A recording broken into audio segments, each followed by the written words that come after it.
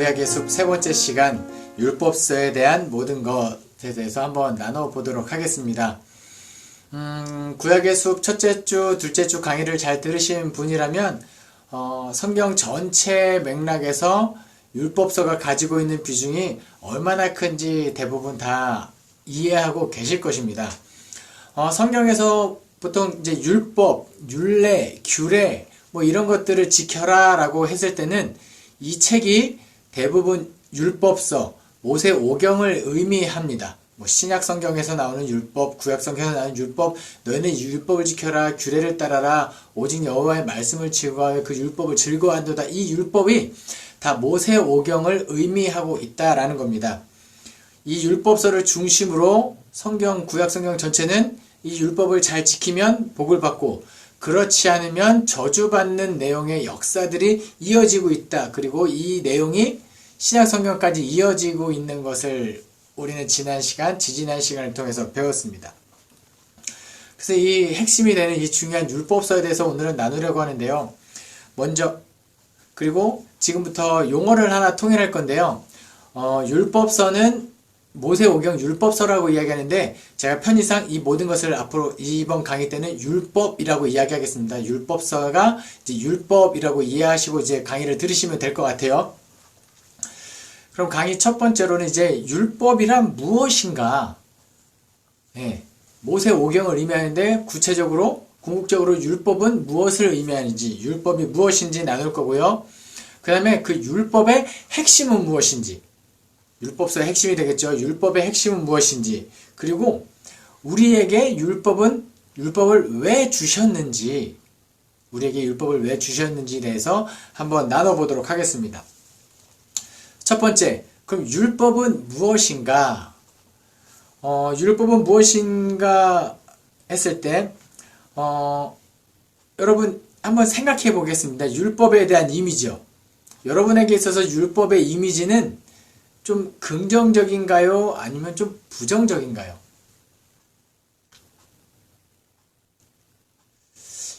약간은 이렇게 부정적인 느낌도 없지 않아 있죠. 왜요?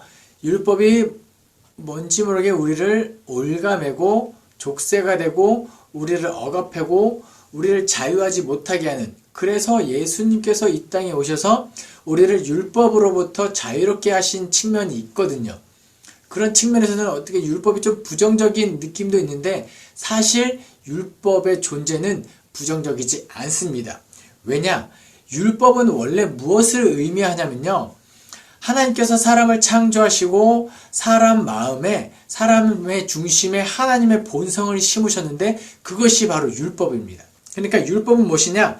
사람에게 심겨진 하나님의 본성을 의미합니다.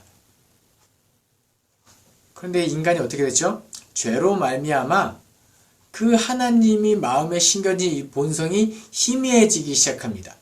하나님과의 관계가 멀어졌고 우리 마음에 심겨진 하나님의 본성이 희미해지기 시작하자 하나님께서 어떤 방법을 택하셨느냐? 그럼 너희 마음속에 심겨진 그 본성을 잘 보지 못하니까 아주 구체적이고, 그리고 최소한, 원래 법이라는 것은 범위가 최소한일 때 가장 훌륭한 법이거든요. 하나님께서 눈에 보이는 성문법으로 최소한 지킬 것을 우리에게 주셨는데, 그것이 뭐다? 율법이라는 거예요. 누구를 통해서? 모세를 통해서 사람이 하나님의 본성을 회복할 수 있게끔 주신 구체적이고 눈에 보이는 성문법, 그것이 율법이라는 것입니다. 제가 아까 여러분에게 질문했죠. 율법의 이미지가 긍정적이냐 아니면 부정적이냐? 다른 질문 하나 해볼게요. 예수님의 이미지는 여러분에게 긍정적입니까? 부정적입니까?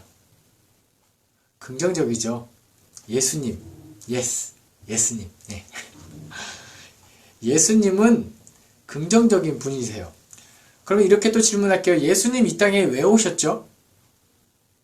우리를 구원하시려고, 우리의 죄를 대속하셔서 우리를 구원하시려고 오셨다. 우리 이렇게 알고 있습니다.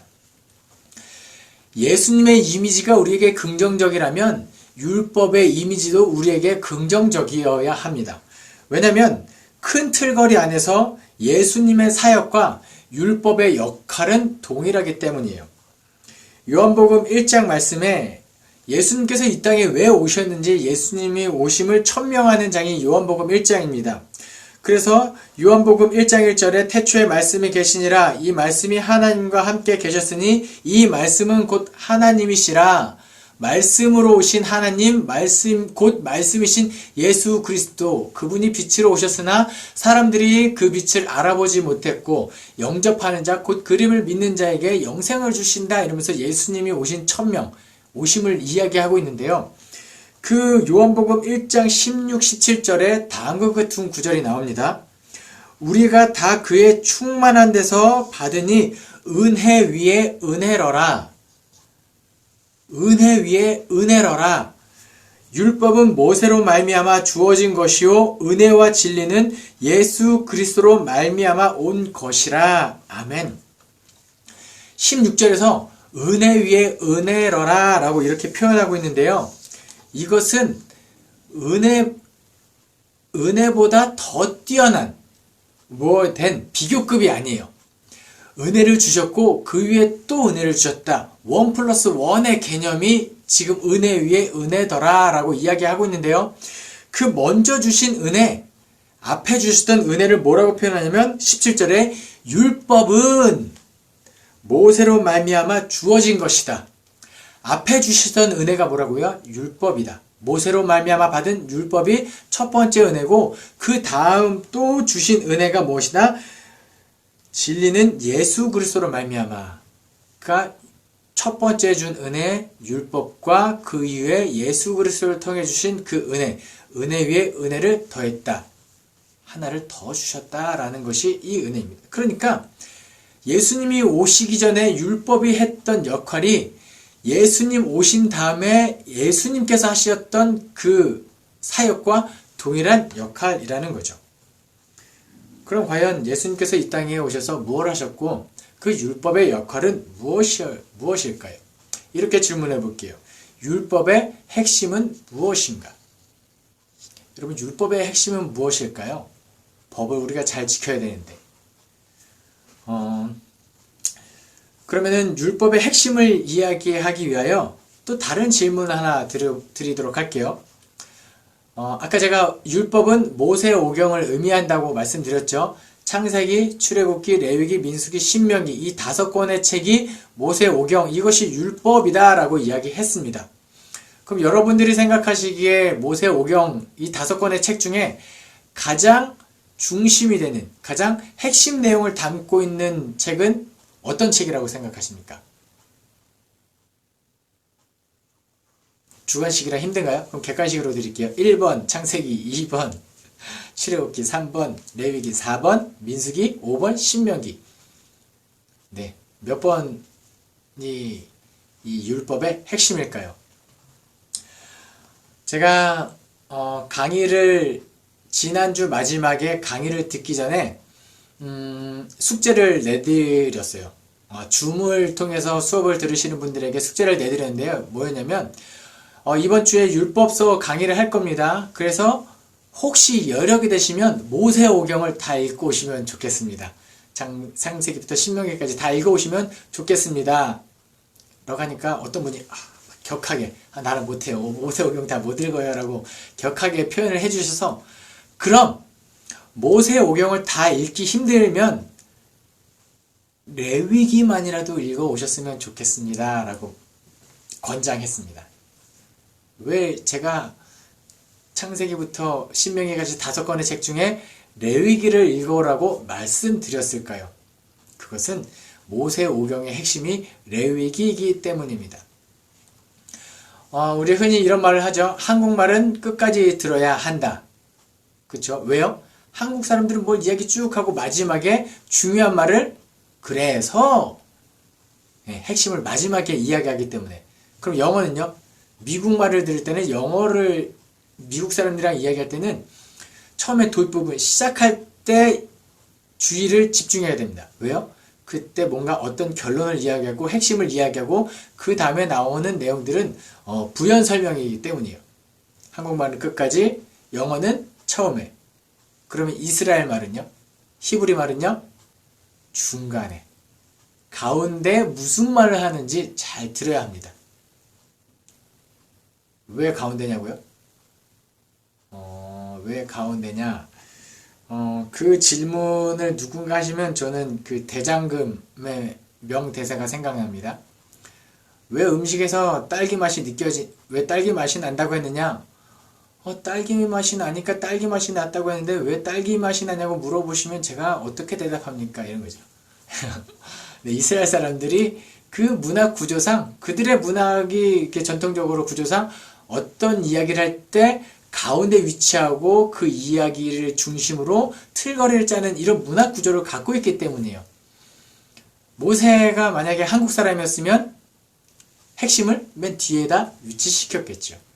아무튼 모세 오경의 핵심은 레위기입니다. 레위기가 핵심 내용을 담고 있어요. 자, 다 함께 지금 표를 한번 보시겠습니다. 네, 보이시나요? 네, 뭔가 V자 모양의 이렇게 꺽쇠 구조가 되어 있고 창세기, 출애굽기, 레위기, 민수기, 신명기 이렇게 있죠. 그럼 이 5권의 책 중에 가운데 위치하고 있는 책은 뭐죠? 레위기입니다. 근데 이 문학 구조가 재밌는 게요. 여러분 혹시 데칼코마니 알고 계신가요? 뭔가 가운데를 이렇게 쭉 나누고 반으로 접었을 때 다시 펼치면 그 가운데 선을 기준으로 해서 뭔가 겹치는 구조가 데칼코마니잖아요. 그 히브리 문학의 구조가 이와 같다는 거예요. 한번 지금 여러분들이 보고 있는 화면을 이렇게 반으로 접는다고 생각하시면 창세기하고 겹쳐지는 건 어떤 책이죠? 신명기입니다. 그럼 그 다음에 출애굽기랑 겹쳐지는 책은요? 민수기. 그리고 그 가운데 기준이 되는 중심이 되는 레위기를 축으로 이렇게 겹쳐지고 있는 거 보이실 거예요. 그쵸? 그게 특히 레위기와 출애굽기와 민수기에 더 도드라지죠. 뭔가 내용을 한번 살펴보세요. 어디 그 배경이요? 출애굽해서 광야, 그 다음에 시내산입니다. 민수기는요, 시내산을 나와 광야, 그리고 약속의 땅으로 가는 그 모압 동편까지 이동 경로. 뭔가 이게 흐름이 조금은 그려지시나요? 또한 출애굽기 12장에서 6월절이 사건이 나옵니다. 그리고 민수기에서 6월절을 지키는 장면이 나오죠. 그 다음에 만나와 메추라기, 민수기에도 나와요. 출애굽기에서 모세를 돕는 사람들, 그 모세 장인이 와서 그 70명을 세워라. 아니죠. 1000부장, 100부장, 50부장, 10부장을 세워라. 그 모세를 도울 사람을 세우는 장면이 나오는데 민수기에도 모세를 도울 그 70장로, 그 다음에 70장로 말고 저 엘사카 메다 이렇게 세우는 장면, 그 다음에 바위에서 물이 나게 하는 르비딤 사건이 다 나온다는 거예요. 뭔가 구조상 겹쳐지는, 데칼코마니처럼 겹쳐지는 거 보이시죠? 네. 구조가 눈에 딱 한눈에 들어오지 않아도 뭔가 지금 어디를 중심으로 레위기를 중점으로 그 이야기가 이렇게 모여지고 있다는 것이 그냥 이 표를 보고 그렇구나 라고 한번 이해되시면 좋겠습니다. 율법서의 구조상 핵심은 레위기입니다. 왜요? 율법의 핵심을 레위기가 담고 있기 때문에 그렇습니다. 그럼 핵심이 무엇이냐? 율법의 핵심은 무엇이냐? 레위기 19장 2절에 이렇게 기록되어 있습니다. 너는 이스라엘 자손의 온 회중에게 말하여 이르라. 너희는 거룩하라. 이는 나 여호와 너희 하나님이 거룩함이니라. 아멘. 제가 서두에 율법이 뭐라고 말씀드렸죠? 사람의 마음에 심겨진 하나님의 본성이다. 그리고 그 본성을 회복하기 위하여 우리에게 주신 것이 무엇이다? 율법이다. 이렇게 말씀드렸습니다. 그리고 레위기가 뭘 이야기하고죠? 너희는 거룩해라. 왜요? 여호와 나 하나님이 거룩하기 때문에. 율법의 핵심은 이거예요. 거룩입니다. 너희가 거룩해라. 왜요? 여호와 하나님께서 거룩하기 때문에. 우리가 회복해야 할 하나님의 본성이 거룩이기 때문에 율법의 핵심이 레위기 거룩이라는 거죠. 여러분, 거룩이 어떤 것을 의미하나요? 거룩. 근엄하게 막 이런 게 거룩 아니죠. 거룩이라는 것은 의미상으로 구별되다, 구분되다 라는 것을 의미합니다. 거룩은 기본적으로 구별을 의미하고 있습니다. 하나님의 이름이 무엇이죠? 성경에 하나님의 이름이 엘로힘, 야훼, 여호와 이렇게 나오는데요. 하나님의 이름을 감히 물어본 사람이 있습니다. 누구죠? 모세. 모세가 출애굽기 3장에서 떨기나무 쪽에서 하나님을 만나는데요. 모세가 하나님께 이렇게 묻습니다. 내가 하나님을 목격했으니 저는 하나님의 존재를 알겠는데 내가 출애굽 애굽에 가서 하나님의 말씀을 전하면 그들이 너를 보내신 이가 누구냐 이렇게 물을 텐데 그럼 저는 뭐라고 대답하면 좋겠습니까? 아주 당돌하게 묻습니다. 이름을 알려주시든지 아니면 나를 보내는 걸 포기하시든지 이런 의미로 묻는 거예요. 하나님과 이렇게 아주 딜을 하는 당돌한 모세의 모습을 볼 수 있는데요. 하나님의 이름이 무엇입니까? 라고 물었을 때 하나님 뭐라고 대답하시죠? 예흐에 아쉐르 예흐에. 예흐에 아쉐르 예흐에. 뭐죠? 나는 스스로 있는 자다. 이렇게 대답하세요. 나는 스스로 있는 자다. 하나님께서 이렇게 대답하셨을 때 어떤 마음이 드시나요? 누군가에게 이름을 물을 때 우리에게 깔려있는 기본적인 전제가 있습니다. 뭐냐면요. 제가 지금 이 영상을 듣고 있는 누군가에게 이름을 한번 물어보겠습니다. 당신의 이름은 무엇입니까? 이렇게 물었을 때 제 머릿속에 기본적으로 깔려있는 생각이 뭐냐면 나는 이영호입니다. 그런데 나는 이영호인데 당신은 이영호가 아니죠. 그러니까 당신의 이름을 알려주십시오. 그쵸? 나도 이영호고 상대방도 똑같이 이영호면 제가 궁금할 게 없죠. 왜냐면 나는 나를 아니까. 이름을 물 때는 나는 이영호고 나와 다른 존재인 당신은 누구입니까? 이게 이름을 묻는 질문에 깔려있는 기본적인 생각이라는 거예요. 모세가 묻습니다. 당신의 이름이 무엇입니까? 나와 다른 존재인 당신은 무엇입니까? 라고 이렇게 묻는 거예요. 하나님께서 뭐라고 대답하는 거죠? 나는 스스로 있는 자다. 이게 어떤 의미죠? 나는 존재자다. 그리고 너희는 존재물이다. 이렇게 얘기하는 거예요. 하나님께서는요, 존재하기 위하여 다른 도움이 필요 없으신 분이세요. 그냥 시간으로서도 절대자이시고요. 공간으로서도 절대자이시고요.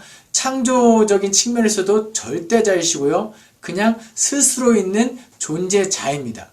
그럼 우리는요, 존재물이네. 나는 존재자이다. 그리고 너희는 어떤 존재다? 나는 너희와 구별된 존재자다. 이렇게 하나님의 이름을 그렇게 밝히고 있는 거예요. 그게 거룩이라는 거죠. 하나님의 이름에 어떤 속성이 담겨 있다고? 나는 너희와 달라. 나는 너희와 구별된 존재다. 거룩한 존재다. 이것이 하나님의 이름에 담겨있는 하나님의 속성인 거예요. 나는 스스로 있는 자다. 나는 거룩한 자다. 이 하나님의 이름, 거룩함이 중요하지요. 그래서 우리 주기도문 할 때 예수님께서 우리에게 가르쳐 주신 기도에도 처음에 어떻게 시작하죠? 하늘에 계신 우리 아버지의 이름을 거룩하게 하시며 하나님의 존재를 먼저 인정하고 기도를 시작하는 거예요. 예수님께서 우리에게 그만큼 중요한 개념을 기도할 때 알려주고 있다라는 겁니다. 이 거룩함, 하나님의 이름에 담긴 거룩함, 하나님의 그 본성을 닮아가는 것이 뭐라고요? 율법의 핵심이라는 것. 이것이 율법에 구조적으로 잘 드러나 있죠.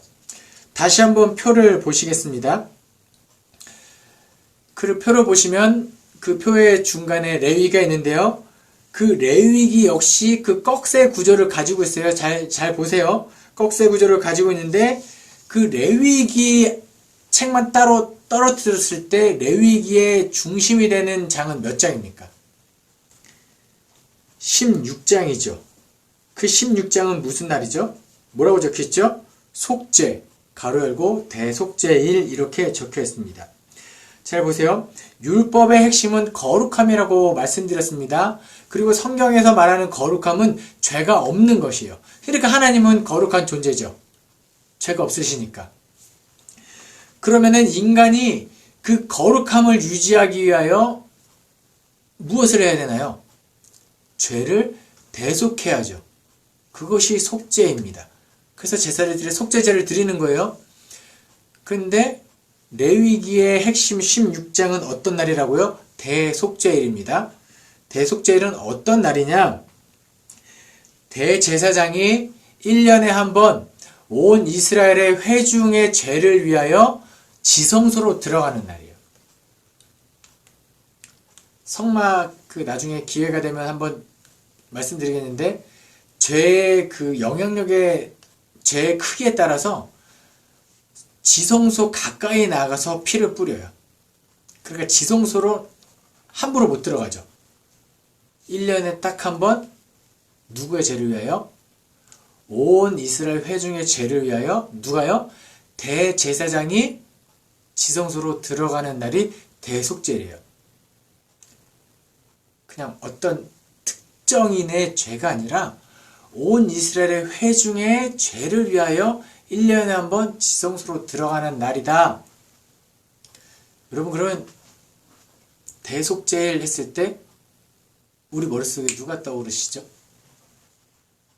1년에 한 번 온 이스라엘의 회중의 죄를 위하여 대제사장이 지성소로 들어가는 날.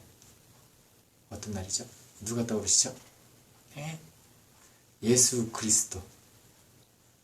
예수님이 떠오르요.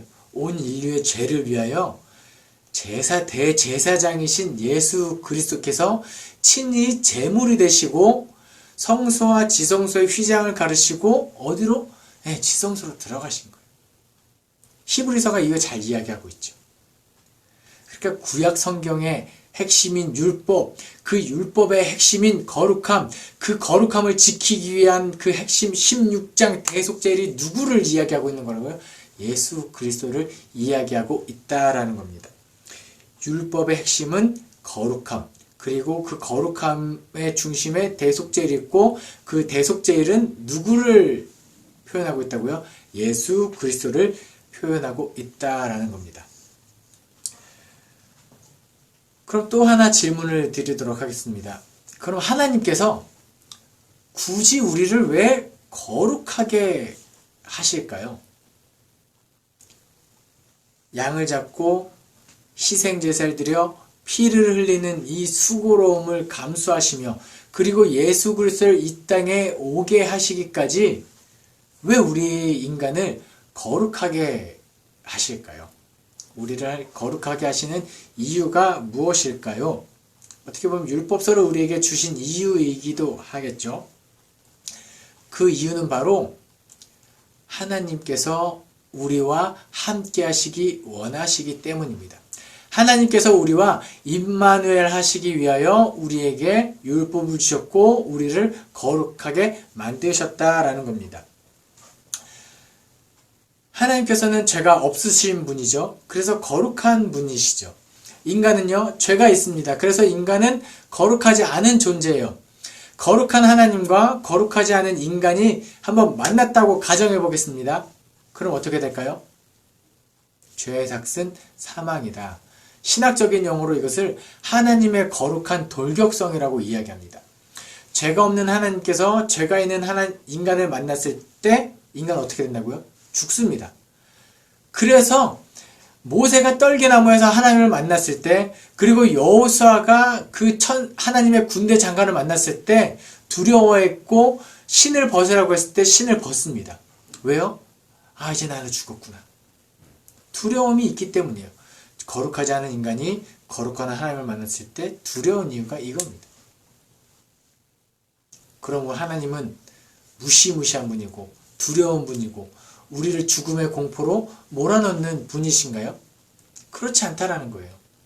하나님께서 왜 우리를 거룩한 존재가 되게 하시느냐? 하나님이 우리와 함께 하시기 위하여입니다. 이렇게 한번 생각해 보겠습니다. 제 아들 유겸이가 있죠. 눈에 넣으면 좀 아프겠지만 이와 만약에 이 세상에서 한 명만 넣으면 저 유겸을 넣겠죠. 그 아들을 너무 사랑합니다. 안아주고 싶어요. 늘 함께하고 싶어요. 근데 제 아들을 이렇게 안고 있는데 갑자기 스물스물 냄새가 올라와요. 똥 냄새가. 그럼 제가 어떻게 하나요? 그 똥까지 끌어안습니까? 아니에요. 그 아들과 함께하기 위하여 저는 어떤 행동을 취해야 하는 게 아버지로서 옳죠? 그 아들의 더러움을 닦아내죠. 똥을 닦아내므로 다시 그 아들을 끌어안고 가까이 할 수 있는 거예요. 함께하기 위하여 하나님께서 우리에게 하나님께서 우리와 함께하시기 위하여 함께하고 싶으셔서 우리를 거룩한 존재로 만드시는 거예요. 예전에 제가 재밌게 봤던 한국 영화 중에 엽기적인 그녀라는 영화가 있어요. 거기서 명장면이 하나 나오는데요. 뭐냐면요. 남자 주인공 차태현이 이제 여자 주인공 전지현을 떠나게 됩니다. 떠나려고 해요. 그리고 전지현과 소개팅한 남자에게 편지를 쓰죠. 어떤 내용이 담겨 있죠? 강우 씨는요? 먼저 갔습니다. 제가 지켜야 할 수칙을 적어도 10가지 알려줬어요. 저 암기력 좋거든요. 외워볼까요? 첫 번째, 여자다운 거 요구하지 말아라. 두 번째, 술은 절대로 3잔 이상 먹으면 안 되고요. 아무나 패거든요. 그리고 카페 가면 콜라나 주스 마시지 말고 커피 드세요. 가끔 때리면 안 아파도 아픈 척하거나 아파도 안 아픈 척하는 걸 좋아해요. 만난 지 100일 되면 강의실 찾아가서 장미꽃 한 송이 내밀어 보세요. 되게 좋아할 거예요. 그리고 검도하고 스쿼시는 꼭 배우세요. 그리고 가끔 유치장 가는 것도 감수할 수 있어야 되고요. 가끔 죽인다고 협박하면 진짜 죽을지도 모른다고 생각하세요. 그래야 편해요. 그리고 가끔 다리가 아프다 그러면 신발도 바꿔주세요. 마지막으로 제 글 쓰는 거 좋아하거든요. 칭찬 많이 해주세요. 당신이 만약에 그 전지현 여자 주인공과 함께하고 싶으면 이것을 지키면 됩니다. 알려주고 있는 거예요. 이와 마찬가지라는 겁니다. 하나님께서 우리에게 율법서를 주신 이유는 우리를 거룩하게 만드시려고. 왜요? 왜 거룩하게 만든다고요? 하나님이 우리와 함께 하시고 싶기 때문에. 그래서 율법, 최소한의 수칙, 하나님이 우리와 함께하기 위하여 인간에게 일러주는 거예요. 내가 너희와 함께하고 싶으니 이 최소한의 법칙을 지켜라. 그리고 세세하게, 자세하게, 친절하게 알려주시죠. 그러니까 율법이 이렇게 디테일하게 알려져 있는 거예요. 친절하게, 정말 친절하게 알려줘요. 어떤 분은 이 율법서를 이 레위기 하나님의 러브레터라고 이야기까지 하십니다. 이런 측면에서 제가 한번 읽어보도록 하겠습니다. 레위기 19장. 여호와께서 모세에게 말씀하여 이르시되 너는 이스라엘 자손의 온 회중에게 말하여 이르라. 너희는 거룩하라. 이는 나 여호와 너희 하나님이 거룩함이니라. 너희 각 사람은 부모를 경외하고 나의 안식일을 지키라. 나는 너희의 하나님 여호와이니라. 너희는 헛된 것들에게로 향하지 말며 너희를 위하여 신상들을 부어 만들지 말라. 나는 너희의 하나님 여호와이니라. 너희는 화목제물을 여호와께 드릴 때에 기쁘게 받으시도록 드리고 그 제물은 드리는 날과 이튿날에 먹고 셋째 날까지 남았거든 불사르다. 셋째 날에 조금이라도 먹으면 가증한 것이 되어 기쁘게 받으심이 되지 못하고 그것을 먹는 자는 여호와의 성물을 더럽힘으로 말미암아 죄를 담당하리니 그가 백성 중에서 끊어지리라. 너희가 너희 땅에서 곡식을 거둘 때에 너는 밭 모퉁이같이 다 거두지 말고 내 떨어진 이삭도 줍지 말며 내 포도원의 열매를 다 따지 말며 내 포도원에 떨어진 열매도 줍지 말고 가난한 사람과 거류민을 위하여 버려두라. 나는 너희의 하나님 여호와이니라. 아멘. 어떻게 이렇게 제가 하나님의 러브레터로서 하나님께서 사람과 함께하고 싶은 그 애절한 마음을 담아서 성경을 읽어드렸습니다. 레위기는 그런 책이라는 거예요. 하나님의 마음이 조금 느껴지십니까? 너희는 거룩해라. 왜요? 내가 너희와 함께하고 싶으니. 나는 거룩한 존재인데 거룩하지 않은 존재인 너희와 함께하기 원하기 때문에 내가 너희를 깨끗하게 할 거야. 그러니까 이거를 지켜주지 않을래? 구약에서는 율법을 통하여, 지금은 예수 그리스도를 통하여 우리와 함께하고 싶으신 하나님께서 우리를 거룩한 존재가 되기를 원하신다라는 겁니다. 율법서에 담긴 핵심, 하나님의 마음을 우리가 결코 잊지 않았으면 좋겠습니다. 그럼 이제 마지막, 그럼에도 불구하고 참 창세기부터 신명기까지 이 율법의 방대한 율법을 다 지키기 힘들죠. 다 알지도 못하니까. 그럼 우리 어떻게 해야 될까? 과연 우리 이 하나님의 뜻을 다 지키기 위하여 이 율법을 외워야 됩니까? 율법서에 기록된 내용을 다 알지도 못하고 다 지키기도 힘들죠. 하지만 여러분에게 말씀드립니다. 한 가지 기준을 제시해 드릴게요. 이 기준을 가지고 살아가면 이 하나님의 율법에서 크게 벗어나지 않고 살 수 있을 거라는 거죠. 그 기준은 무엇이냐? 예수님께서 말씀해 주셨죠. 율법의 가장 큰 계명이 뭐라고요? 하나님을 사랑하고 이웃을 사랑하라. 레위기 19장 18절에 다음과 같은 구절이 나옵니다. 원수를 갚지 말며 동포를 원망하지 말며 내 이웃 사랑하기를 내 자신과 같이 사랑하라.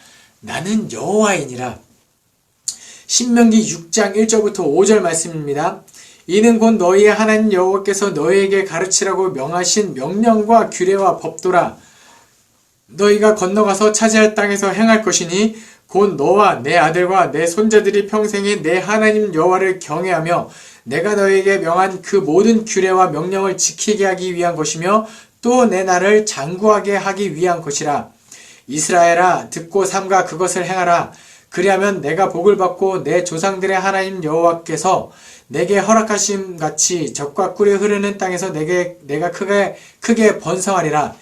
이스라엘아, 들으라. 우리 하나님 여호와는 오직 유일한 여호와시니 너는 마음을 다하고 뜻을 다하고 힘을 다하여 내 하나님 여호와를 사랑하라. 레위기 19장에서 이웃 사랑하기를, 원수를 사랑하라.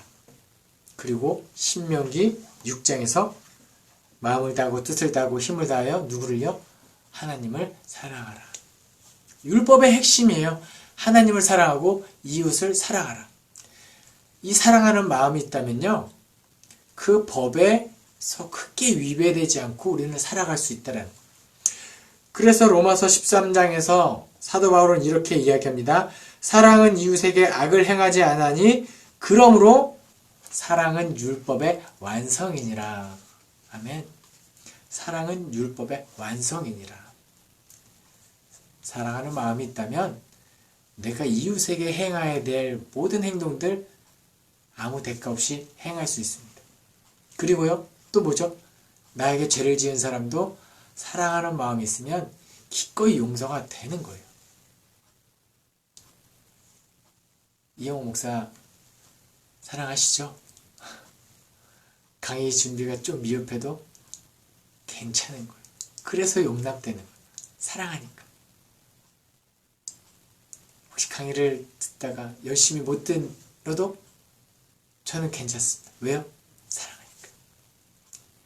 그러므로 사랑은 율법의 완성이니라. 아멘. 네, 오늘은 이 율법서의 전반적인 부분에서 나누어 보았습니다. 율법은 사람의 마음에 심겨진 하나님의 본성이다. 그리고 그 본성을 죄로 말미암아 잃어버린 그 하나님의 본성을 회복하기 위하여 누구를 통하여? 모세를 통하여 눈에 보이는 성문법으로 우리에게 율법을 주셨다. 그것이 우리에게 은혜다. 그리고 그 율법의 핵심은 레위기이고 레위기에 담긴 율법의 핵심은 너희는 거룩하라. 왜요? 하나님이 거룩하시기 때문에 그 하나님의 거룩한 본성을 회복해라. 무엇을 통하여? 율법을 통하여. 그리고 하나님께서 우리를 거룩한 존재로 만드신 이유가 뭐라고요? 네, 임마누엘 하고 싶기 때문에. 그리고 우리가 이런 내용을 다 모르더라도 하나님을 사랑하고 이웃을 사랑하는 이 마음이 있다면, 이 사랑하는 마음, 예수 그리스도의 마음이 있다면 우리는 율법을 온전히 지키고 율법을 완성하는 존재가 된다, 이겁니다. 여러분, 아무쪼록 이 내용을 이제 다 알고 계시다면 삶의 자리에서 사랑을 실천하며 살아가는 저와 여러분 되기를 소망합니다. 기도하겠습니다. 사랑이 많으신 하나님 아버지, 감사합니다. 오늘도 율법서에 대하여 우리가 배울 수 있게 하시니 감사드립니다. 하나님, 우리가 하나님의 말씀에 담긴 것대로 늘 삶의 자리에서 거룩한 존재가 되게 하여 주시옵소서. 우리 마음에 담겨진 하나님의 본성인 거룩함을 회복할 수 있게 도와주시고, 우리의 거룩함이 회복되어 날마다 하나님과 함께하는 그런 그리스도인 되게 도와주시옵소서. 삶의 자리에서 사랑을 실천하는 그리스도인이 되므로 늘 율법을 완성하는 또한 그리스도인 되게 하여 주시옵소서. 감사드리며 예수 그리스도 이름으로 기도합니다. 아멘.